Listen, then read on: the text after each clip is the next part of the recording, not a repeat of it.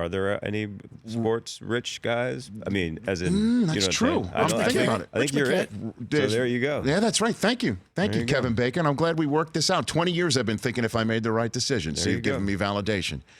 So you are from Philadelphia, correct? I am, yeah. So do you have any allegiance at all to any of the Philadelphia sports teams? Yeah, I mean, I have a weird relationship in a way with sports. When I grew up in Philadelphia, while we played not really organized sports, played street sports, things like half ball. Are you familiar with that game? What is that? You cut a ball in half and you use a broomstick. Okay. And so we cut what we call a pimple ball in half. And you can actually hit the runner with the ball, and it doesn't go. The reason that you play half ball is because if you play with a regular ball, it goes on the roof or it goes in the gutter. Right. You're constantly losing it. So this doesn't really travel quite as far. So we played that. We played football on the street. We played in between the cars and that whole crazy thing. But I wasn't a sports fan because I fell into that kind of like rock and roll category. Okay. I really was totally into to rock and to girls, and I think sometimes they lined up, but sometimes they didn't. I was more of an artsy type.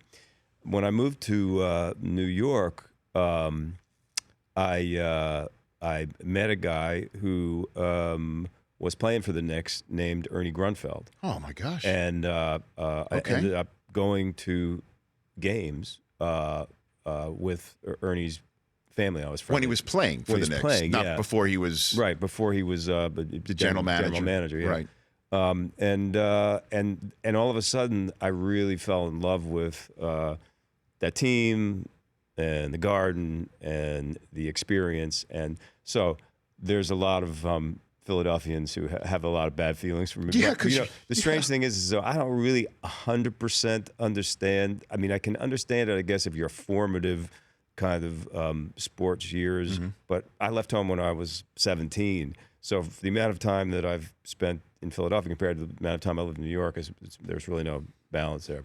But if I'm not mistaken, having spent some time there, Philly people on occasion will hold a grudge for reasons that are, unbeknownst to any. Yes. But the other strange thing is that, and this makes probably no sense at all to anybody, but if for instance, the Giants aren't doing well, mm-hmm. or the Knicks aren't making the playoffs, and the Sixers were. Did that ever happen? Yeah, no, I know it did. Yes. I would immediately then support anyone but Boston or Miami. So I do have a fondness for my hometown, as we like to say. The hometown. I heard that. So when it all comes down to it, you may not have an allegiance, but you have a conscience, is what you're saying. I guess that's one way of looking at it. That's what you're saying. Yeah. So Ernie Grunfeld, that's interesting. So you're talking, you started going there late 70s, early 80s? Is that I guess it would be you'd be early 80s? Early 80s, yeah.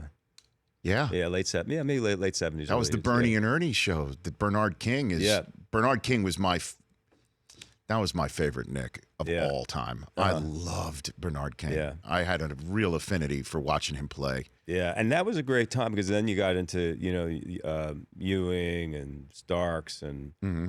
Oakley and Herb Williams. I couldn't help but noticing in one of your films in which you were the Air Up There, a basketball movie. Yes, you played a character named James Jimmy Dolan. Yeah, I never this is the first time I've ever even made that connection. That had nothing to do at all? No, not in my mind. Oh, so you're not friends with him then? No. Oh, so I may feel free to trash him in his running of the Knicks? Yeah.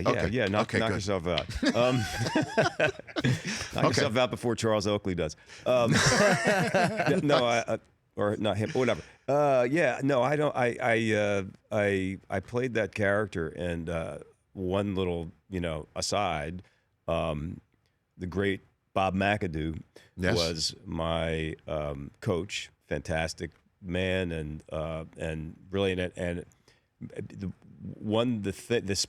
I'm not a good athlete at anything, but I'm really terrible at basketball. And all of a sudden I got this part, and it was going to be the coach, but there was going to be some basketball that was going to have to be played. I mean, he kind of steps up and gets into the game, at the end. And, Bob was once quoted as saying, after all those years in the NBA and, coaching, et cetera, that the hardest thing that he ever had to do in his career was make me look like a basketball player. The Rich Eisen Show, weekdays at noon Eastern on Audience. If you like that, download our app. Please, just if it's a memory thing, just delete other apps. You don't need those apps. This app, the Rich Eisen Show app, you need that.